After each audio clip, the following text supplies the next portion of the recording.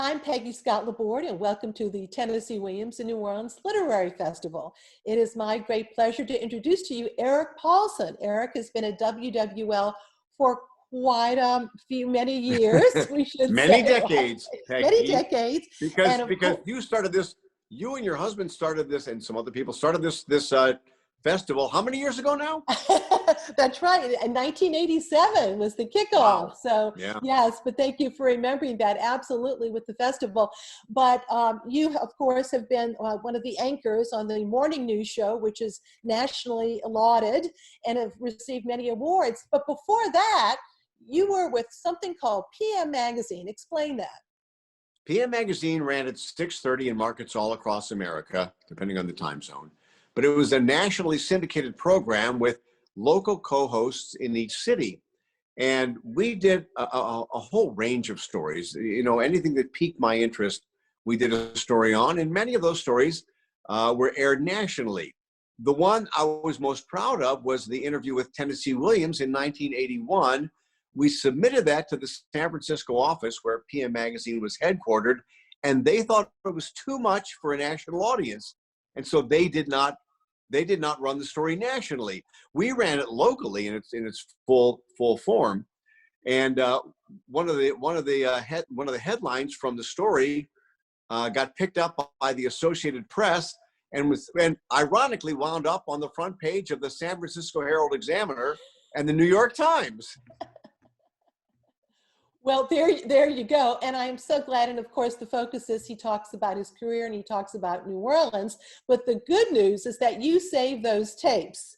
And then in 1988, you and I were talking and I said, gee, Eric, do you still have those tapes? And you said you did.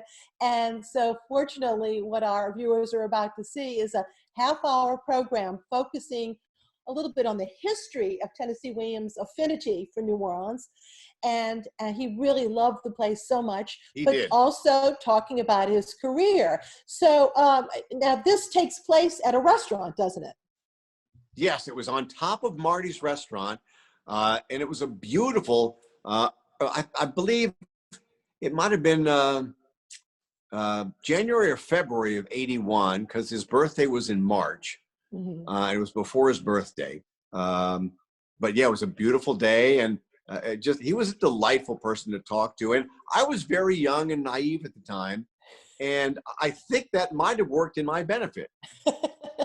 And we should point out for those out of town is that the location of this restaurant was on Rampart and Dumaine, and he had actually purchased a house in the 70s, and he lived like almost across the street from it, or catty corner. Is that correct? Yeah, catty corner. Amazing, amazing.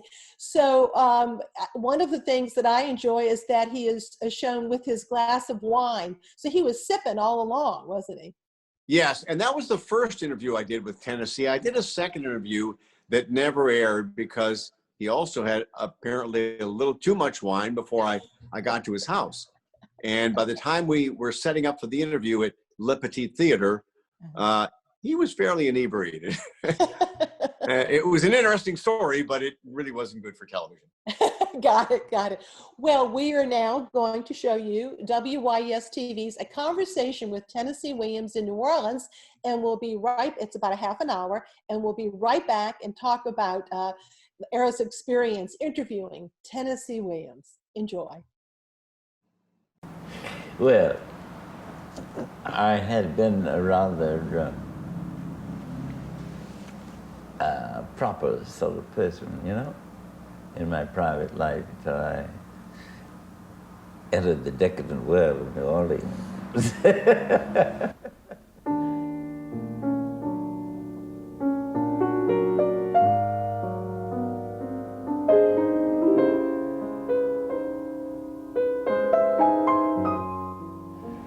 New Orleans shaped the career and life of one of America's foremost playwrights, Tennessee Williams. I'm Eric Paulsen, and in this next half hour, we'll interweave two facets of Williams' world. One, the time he spent here in the city. The other is New Orleans as an inspiration for such works as his Pulitzer Prize-winning play, A Streetcar Named Desire. We'll show you excerpts from interviews I did with Tennessee in 1981 here in the city just before his 70th birthday. He talked a lot about New Orleans, which he regarded as his spiritual home. He also reflected about his career, which he pursued with both energy and, in later years, frustration, up until his death in 1983. During the time Williams spent here, he lived in numerous apartments, finally settling here at 1014 Dumaine Street. He lived in this second-floor apartment in a house he purchased on the edge of the French Quarter, an area he called the last frontier of Bohemia. Here on what was Williams' balcony, you can see a French Quarter that in many ways hasn't changed over the years. Let's go back now to the quarter of the 1930s and 40s, for the playwright, the formative years, when Thomas Lanier Williams emerged as Tennessee Williams.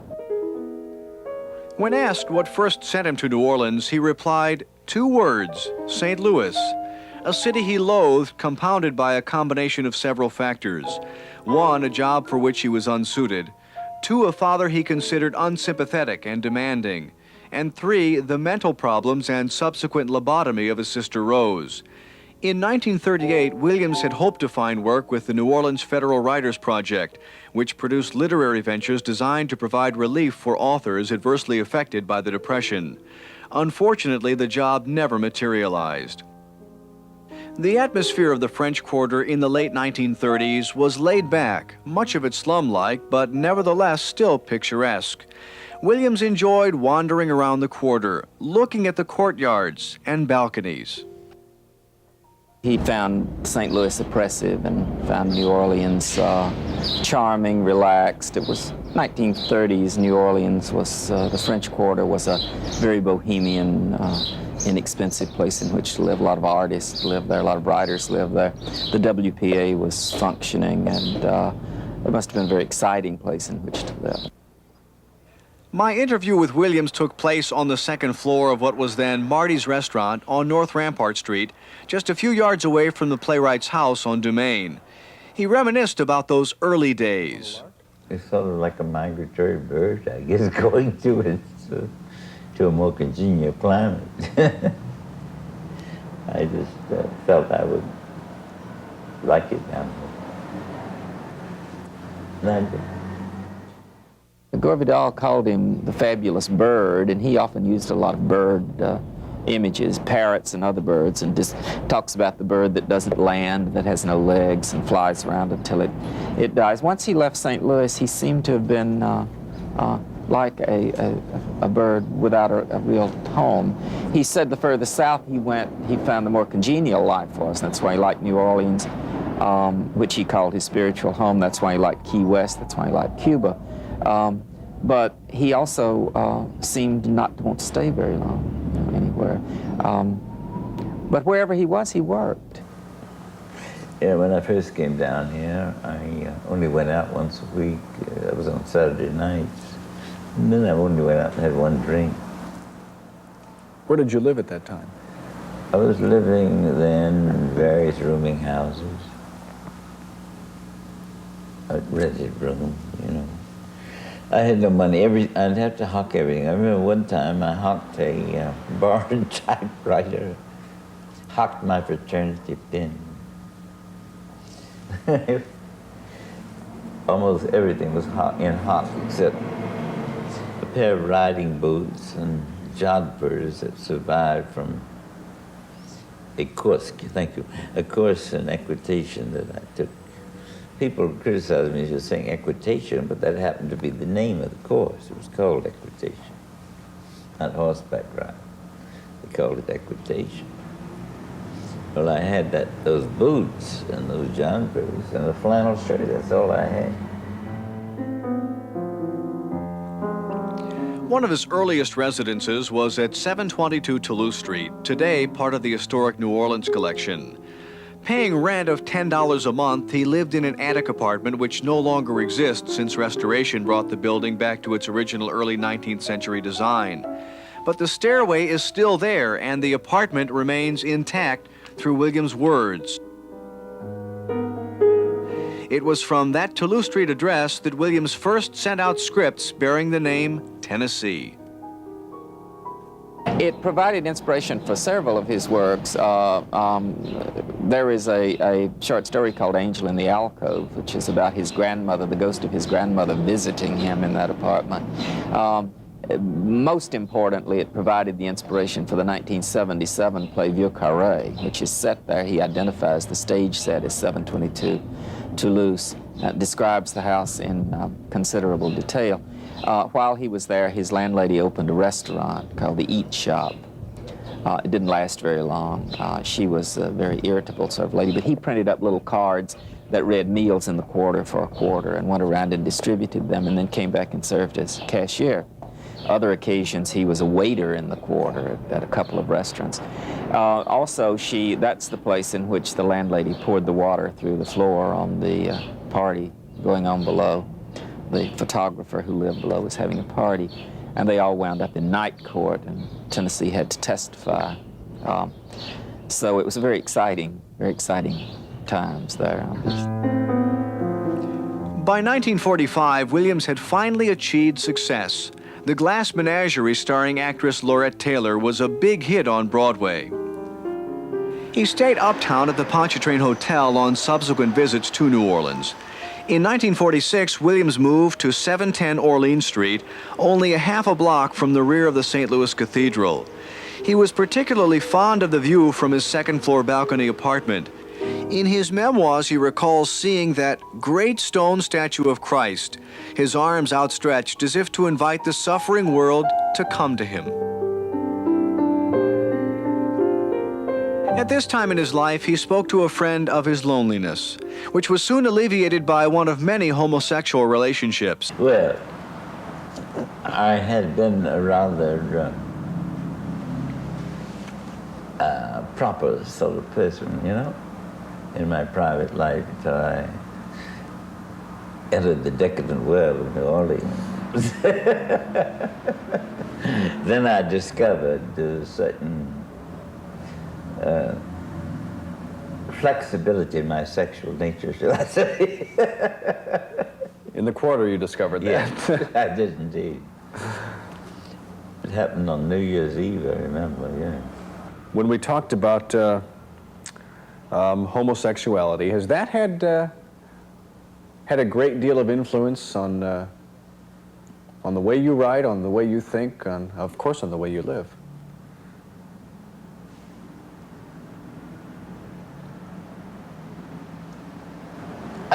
I think that duality of gender is very useful to a writer. He can write both from a male point of view and a female point of view, or in between. And so I think it is not only a practical advantage, because if he is a person of erotic disposition, such as myself, he will be married 3 or 4 times and be paying alimony to all these women like poor Norma Mailer is. And thank God I'm not paying alimony, and there's certain former companions whom I help financially still. But that's out of affection, not out of legal obligation. So I think this is much, this life is, from an economic point of view, my homosexuality is very advantageous. And as far as the duality of genders, I'd call it, it does widen the scope of realization of character. So you would say it has helped a great deal? Oh, I don't regret it. I never thought much about it, to tell you the truth. That's why I talked about it so freely in the memoirs. It never seemed to me a matter of much importance, especially at my present age. I don't know why anybody would be concerned or whether I was homosexual or heterosexual or inclined to bestiality, so I was concerned. I'd have to find some willing animals. I'm rather fond of animals. I would not want to violate them. Late in 1946, he was back in New Orleans in an antique-filled third-floor apartment at 632 St. Peter Street. Owned by antique dealer Dick Orm, the playwright described it as beautifully furnished. Williams spoke of his joy of writing in that apartment, using a long refectory table as a desk underneath a skylight. Today, it's an artist studio. Williams was working there on the play that would become Summer and Smoke, but a young friend yawned through a reading of it and asked, how could the author of The Glass Menagerie write such a bad play as this? Discouraged, Williams decided to set that play aside and concentrate on another. And he said that he could hear from that apartment the streetcar named Desire running up one way and the one named Cemeteries running down the other. Now, Cemeteries, of course, didn't go through the quarter but ran on Canal Street. He moved that around a little bit in his memory. But he said it seemed to him, those two streetcars seemed to him a perfect metaphor for the human condition. The play had originally been called Blanche's Chair in the Moon. It went through several titles, including The Poker Night, and even in the last stages, apparently, he was still calling it The Poker Night. Then he changed it to Streetcar Named Desire, which is obviously much more appropriate. In A Streetcar Named Desire, the Kowalski residence is located at 632 Elysian Fields, today the site of a barber shop. Holditch believes Williams merely used the numbers of his own address. While Williams was writing Streetcar, his day would consist of a morning of work, then mentally drained from what he called the rigors of creation, he'd take a walk around the corner to Victor's Cafe, he'd sip on Brandy Alexander's, have a sandwich, and listen to If I Didn't Care by the Ink Spots on the cafe's jukebox. In later years, he would also enjoy having drinks at the Napoleon House nearby.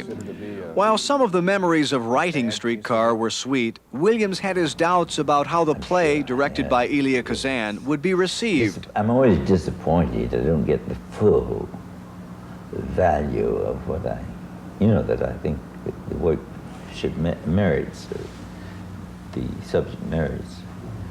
I've never satisfied my work. I could show you journals that show me in a state of utter despair while working on something that later turned out to be quite good. Like when Streetcar was about to come into New Haven, the final rehearsals, I said, oh, this can't possibly work. Only Kazan was confident it would. But it did work. It sure in hell did, yeah. Thank heavens. Has New Orleans been an influence? Has your best work come while you were in this city or someplace else? I do think Streetcar is my best work, yeah. And it's what I call the most seminal of my work. Streetcar contains all of my major themes. And I wrote about the most, I did my best work on those themes in Streetcar, I believe. But those themes were of a considerable number, I think. And I never repeated myself.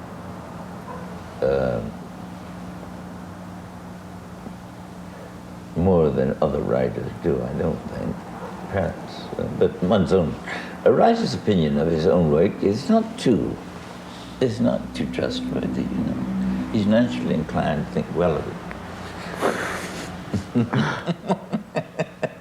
I would think that many people would hold Streetcars as Tennessee Williams' greatest. Yeah. They do. Writer and friend Don Lee Keith, shown here at the Streetcar Named Desire behind the Mint in the French Quarter, knew Williams well. He interviewed the playwright on stage at his first public appearance in New Orleans in 1978. Don Lee told me that Tennessee said, what do you say to a streetcar? Giddy up. Another famous symbol of New Orleans in A Streetcar Named Desire is St. Louis Cathedral, whose spire Williams could see from his St. Peter Street apartment. At the end of Streetcar, when Blanche is going to be taken away to the mental institution, she comes into the room and discovers that Eunice from upstairs has brought in a bunch of grapes. And Blanche says, are those grapes washed? And Eunice says, they're from the French market, honey. And Blanche says that doesn't mean they're clean. Those cathedral bells, they're the only clean thing in the quarter. Presumably the bells ring at just that moment. And that is an example, I think, and I once asked him about this, of the kind of non sequitur that's sort of common in New Orleans speech sometimes, because when Blanche says, "Are those grapes washed?" the response from Eunice there from the French Market, honey, is really not a logical progression. It's really a non sequitur. It has nothing to do with whether they're clean or not. And Blanche catches that, which indicates that she's not really as far gone as some people imagine, those who are ready to take her off. Williams stayed at the Montleon Hotel, where he was working on the play Camino Real, which starred actor Eli Wallach, who also played the lead in Williams' 1951 comedy The Rose Tattoo with Maureen Stapleton. When Camino opened, Walter Kerr, the New York Herald Tribune critic, said, or was it the Times, said, "Tennessee Williams is our greatest playwright, and this is his worst play." 10 years later, it was revived, and the same critic came back and said, "I was wrong, it's a great play." In 1955, Williams directed a one-act play and a short opera based on a poem at Tulane University's Dixon Hall. The play, which once again starred actress Maureen Stapleton, was called 27 Wagons of Cotton, set in the Delta country, and later was the basis of the film Baby Doll. The opera, with music by Baron Raffaello de Banfield, was called Lord Byron's Love Letter. Well, it's a story about two elderly women, a mother and a daughter, and the mother apparently had an affair, a love affair with Lord Byron, and he has sent her a love letter, and they have tourists who come in and pay to see the letter, and she tells them the story. It's a very short one-act play, charming. Whether opera, play, short story, or poem, just what is Williams' underlying message?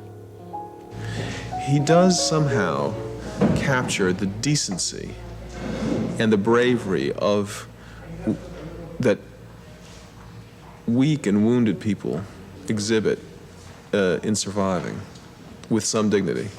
And that's a great thing. That's a very hard thing, especially in a culture that puts so much emphasis on a kind of Darwinian strength. Enhancing that sense of place New Orleans represented for Williams were visits from his beloved grandfather, the Reverend Walter Edwin Dakin. But Tennessee was very devoted to that old man.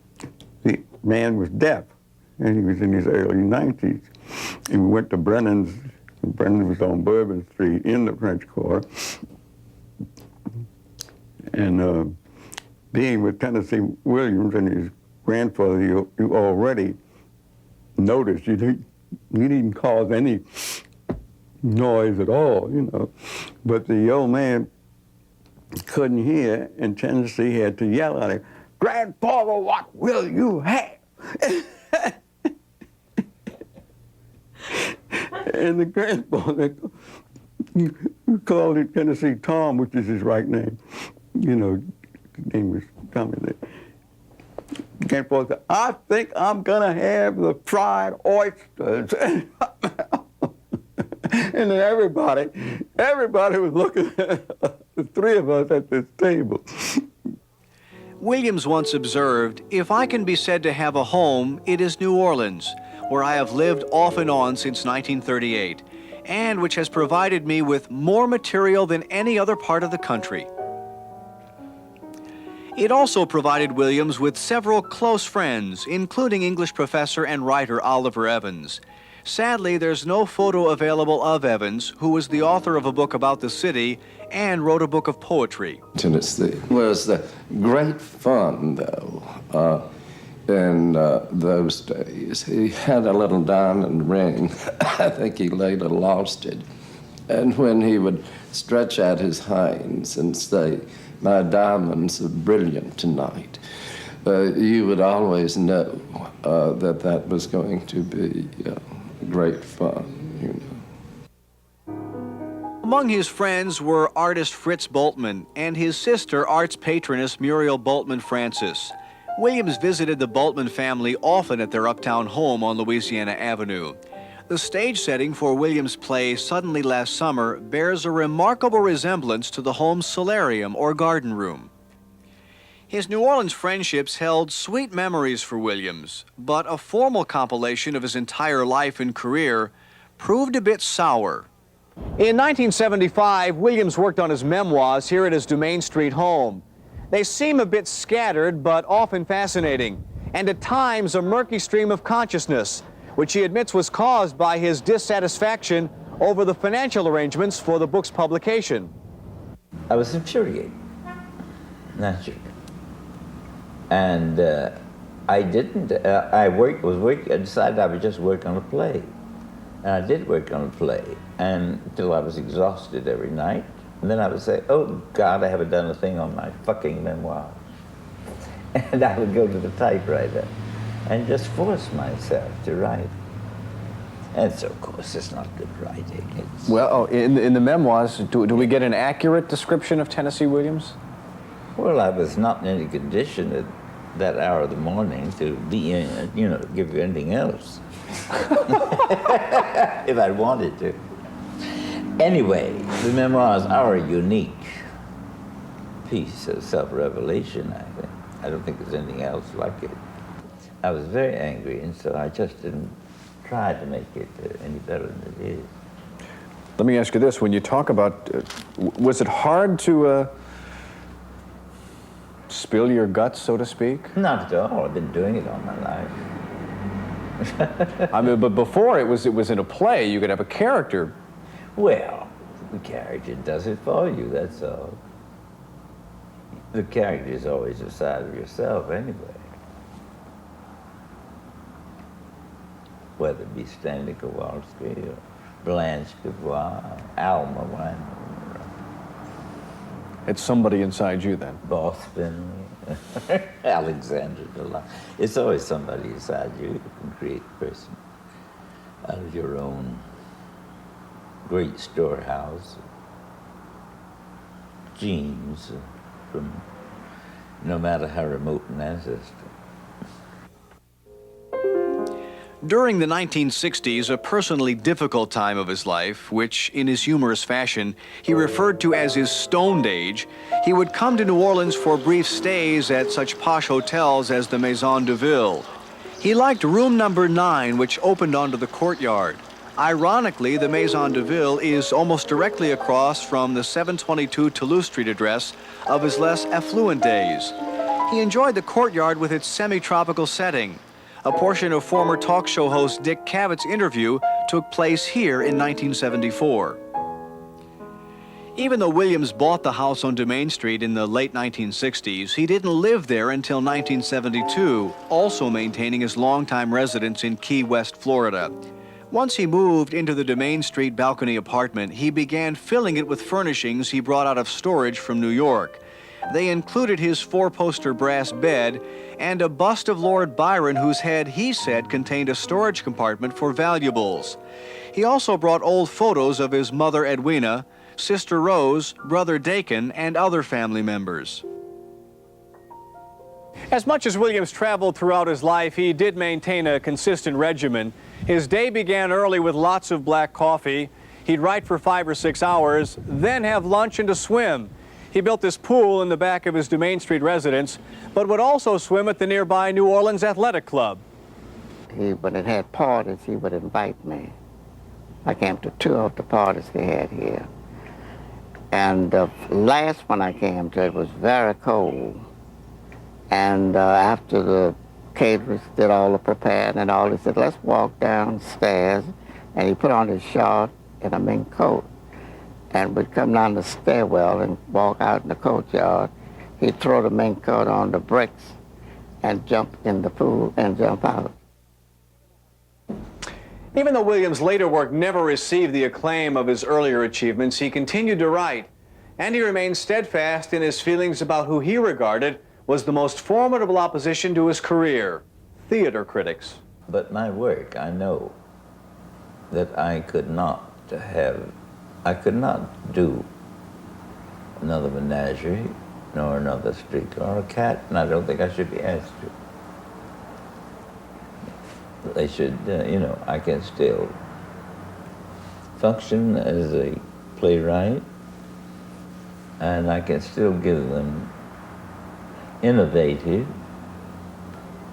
experimental work, which interests me and interests them, if they're permitted to, if the critics will permit me to continue to practice it. I think that the whole debate about Williams as being pilloried by the press, which is not untrue, focuses really on the romance of the artist, Poor Tennessee. Poor Tennessee Poor Tennessee had had more success at that time. This doesn't make it any easier, but he had had more success than any living playwright in the 20th century. He was worth $10 million. He had contributed at that time more to American theater than any other playwright of the century. He had changed the shape of American theater. He had written characters into American literature, more characters of a dimension than any other writer. So his place in history, his theater history, his contribution was substantial. Now, that doesn't make it any easier, but what I mean to say is he achieved, even with this heavy dose of failure, he had been given and had achieved much more than almost all of us can expect. So to then, as it were, hit on the press for frustrating him in his desire to write or to be seen. Now, what he really wanted was he wanted a Broadway hit. I like to think of him as a happier man than he probably was, I guess because I can't face the fact that he went through the misery that everybody says he went through. I think he'll have the last laugh on the critics as well. I think his plays will be done again and again and again. And speaking of laughter, it was a favorite topic of Tennessee Williams. He has said that laughter has always been his substitute for lamentation. Williams said that when he died, he hoped it would be in his brass bed, in his Dumaine Street home, which held so many memories for him. Unfortunately, that did not happen. He died in New York in February of 1983 and is buried in St. Louis, the city he hated. Ironically, on March 19th of that year, a memorial service was held at his beloved St. Louis Cathedral in the city he loved. Williams once said, "I found the kind of freedom I had always needed, and the shock of it has given me a subject, a theme, which I have never ceased exploiting." And where did he find that freedom? 2 words: New Orleans. I love New Orleans.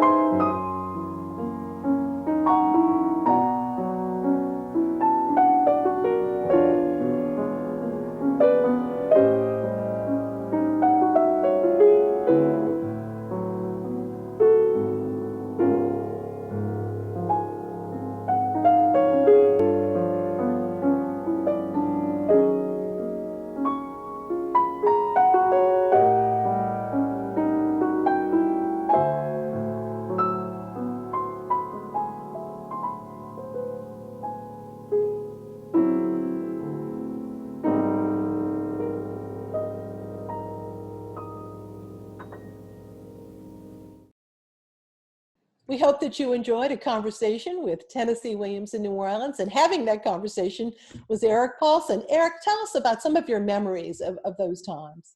Well, first of all, I thought the title you made for the program you did at WYES was so apropos, because that's what I had. I had a conversation with Tennessee Williams.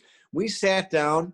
Again, I was very young at the time and quite naive. I didn't realize the importance of the interview I was about to do or had done until much later on, when his official biographer told me that the 2 most important interviews Tennessee ever did was the one with Dick Cavett and the one that I did. And it was, wow. That's what I said. I said, wow. But he was so open to me, and we just got along so well, and just very affable. And and so open. He was just so forthright, no matter what I thought later on might have been a stupid question or a naive question. He was so graceful and never made me felt like I was asking something, so rudimentary. Eric, I love the laugh, that Tennessee Williams laugh, so distinctive. Yeah. Really. And it was genuine, and there were things that never made it on television or on your interview. Although you did include some things that I was kind of surprised at. Yes. But we talked for a long time off camera, and it was funny when we finally started rolling. He goes, because as I said, we had talked for a long time, and he said, "Are we done yet?" And I said, "No, we're just starting." And he goes, "Oh, okay." Well, I thought it was fascinating when he said that he was never fully satisfied with his work, weren't you? That was amazing to me. Here's Tennessee Williams, who, as John Lahr in our documentary, the longtime theater critic John Lahr, an author, said, Tennessee Williams had more hits than anybody else, yet he was never satisfied. Isn't that amazing? Well, it was amazing and kind of sad too. I mean, because, he had been criticized. He was not a fan of the critics. There were a couple he liked. He thought the New York Times was against him, and I think in his later years, when I finally interviewed him, he was 79 years old at the time. That he felt his work wasn't as appreciated as it should be. There was one telling line in the interview where I asked him if he still was producing the same quality of work, and he goes, yes, but he did not have the benefit of youth anymore and things like that. And he said, I can still write, but I don't think I should be expected to do another Cat on a Hot Tin Roof or A Streetcar Named Desire. It amazes me. He's never really satisfied. The other thing is just talking about how poor he was in those early days when he came in the late 30s. And, and subsequently into the 40s. I mean, it wasn't until the mid 40s that he had the hit with Glass Menagerie. But for much of the time in New Orleans, he didn't have much money. No. And we talked about, because we both went to the same high school in St. Louis. And so we talked about that. He hated St. Louis. Loved New Orleans. And you're right, he was poor here in the beginning. And I would have thought that at the time when I interviewed him, he would have been a multimillionaire. He said, "I'm not a millionaire." He said, "I have $1,040,000 on a good day, $1,010,000 on a bad day." And I went, okay. I was also intrigued by some of his haunts. The fact that he loved to sip on Brandy Alexander's and that he liked Napoleon House. So he really, and today, maybe some folks don't realize, it really was, as he called it, the frontier of Bohemia. This was, today it's still a laid back place, but this was a place where you could rent an inexpensive apartment, eat, pretty inexpensively. Yeah. And also he was such a hard worker. He was talking about how much he would work, and, especially being sort of poor, he would just go out once a week, But life was not really easy. It was creative, but not easy, was it? No. Eric, about how old was Tennessee Williams when you spoke to him? He was 69 years old, and that's when he referred to, I shouldn't be expected to do things or have the kind of same thoughts that he had when he was in his youth, the advantage of youth, he posted. But he said, I'm 69 years old. I'll turn 70 in March. He was just very animated. I never looked at him, because I was very young at the time, as being, very old. And he was just so alive and, so forthright and so open about everything, and so willing to talk, and just so friendly, because here he's talking to some young guy who, was nowhere near on his level, but I felt like he treated me like an equal. And as I said, you named the thing a conversation with Tennessee Williams, because we had the most wonderful conversation. You really did. And I have to say, one of my favorite parts, because obviously, you know, you can tell that he had a joie de vivre, he knew how to have a good time. And one of my favorite little tidbits during the show is I had the great pleasure of interviewing Dan Mosley, who got to know him, was friends with him, and saw him dive into the pool. Yeah. So apparently he put in a pool in the house that he bought, which is now owned by Dr. Brobson Lutz, and apparently loved to swim, but he was also a regular at the New Orleans Athletic Club right down the block too. So he's quite a swimmer, and we should remind everybody that he also lived in Key West. Yeah. So he maintained homes both in Key West and New Orleans. But, you know, just going back. In fact, you mentioned the swimming. After the interview, he said, "I'm going to go for a swim at the New Orleans Athletic Club." Oh, really? Right after the interview, yeah. Yeah. We see a few seconds of where you walking around the quarter. That must have been an amazing moment for, you know, retracing some of his steps. How was that? That was. And oddly enough, that was the second time I interviewed Tennessee. Because you see, on the first interview, it's a beautiful sunny day on top of Marti's restaurant. When we walked around the quarter, it was kind of overcast and cloudy. But yeah, you're right. Just going to some of the places he had been, and he was a tiny man. You know, I'm 6'1", and I felt like I towered over Tennessee. But it really was. At the time, I don't think I understood just how big of a deal it was that I was walking around the French Quarter with, at the time, the greatest living American playwright. And, you know, we talk about, of course, his developing the play that initially was called The Poker Night, and the story of that being, this is at 632 St. Peter, and the fact that the streetcar named Desire ran right down the block from there. And if he had been writing this play just 2 years later, the streetcar was actually discontinued. So thank goodness. How's that for timing, that he was writing and then inspired? But he seems so inspired by much of the quarter, talking about as Dr. Kenneth Holditch, who's in our program, said, you know, the cathedral bells. He makes reference to the French market. You know, New Orleans definitely meant so much to him, didn't it? Yes, and he loved the English language. He was a master at writing the English language. He loved to write that, and he said every character in any one of his plays or anything else was always had a bit of him in it. So he said it doesn't matter who the character was, there was a piece of Tennessee Williams in it. And New Orleans was a huge influence on him. And he talked about how when he'd write any play or a novel or anything, that he would labor over it so much. Not because I asked him, I said, there's an old saying that writing is 10% inspiration and 90% perspiration. And he goes, well, I've never perspired over the typewriter. He said it just comes out of his brain and onto his fingers, onto the keyboard. Yeah. And I just love the way he poised or posed everything in the conversation. There's just the beautiful language use he has in his writing was also there in his conversation. Well, one thing that struck me, and it was almost comedic, but it was also kind of sad at the same time, was how bugged he was about apparently he didn't feel that he was compensated highly enough, shall we say, for his memoirs. Wasn't that something? But that struck a nerve, didn't it? Yeah, well, and there were things in his memoirs he left out that he told me. You know, he did say, and I love the part where he says, I was a rather proper person when I came to the decadent world of New Orleans. I love that. And he said he discovered his homosexuality in the French Quarter in 1939 on New Year's Pretty honest stuff.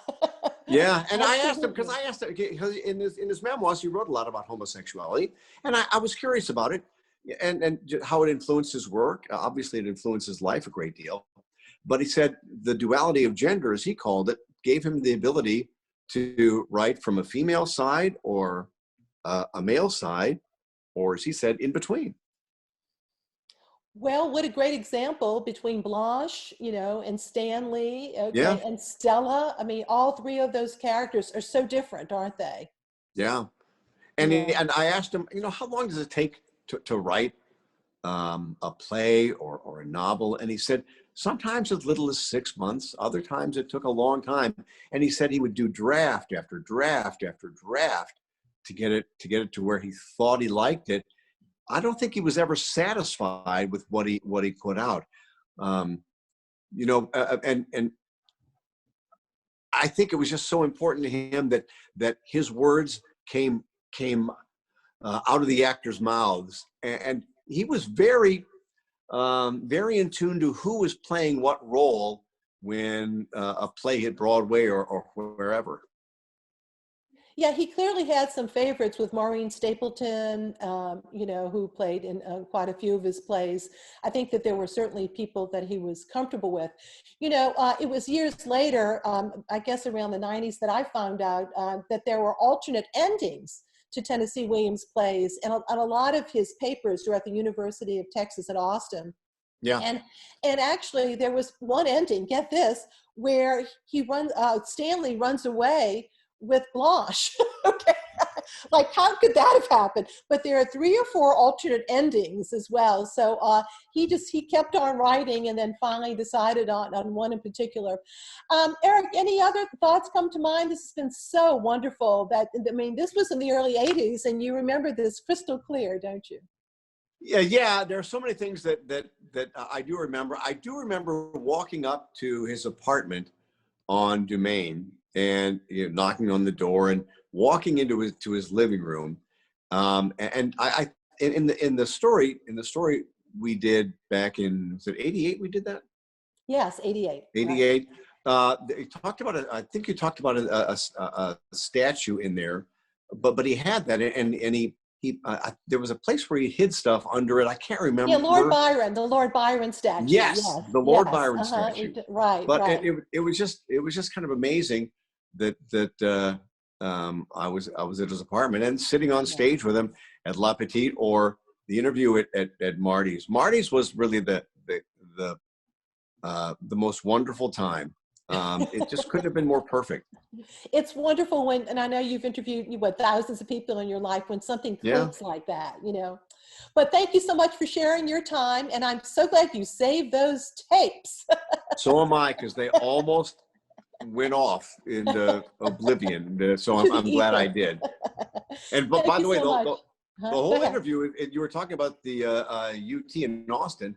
The whole interview is there in their good. In their files. Yeah. That's great. Well, thanks for saving it, and thank you all very much for watching. Bye-bye.